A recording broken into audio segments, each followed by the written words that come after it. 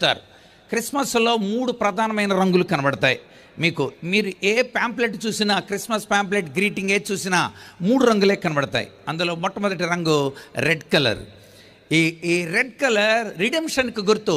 దేవుడు మానవుల్ని విడుదల చేయడానికి, అంటే పాపం నుండి, శాపం నుండి, మరణం నుండి, సాతాన్ ఆలోచనల నుండి, భూ సంబంధమైన ప్రతి విధమైన స్థితిగతుల నుండి మనకు విడుదల ఇస్తాడు అనటానికి రెడ్ కలర్ వాడతారు. క్రిస్మస్ కలర్స్ 3 ఇది మొట్టమొదటిది.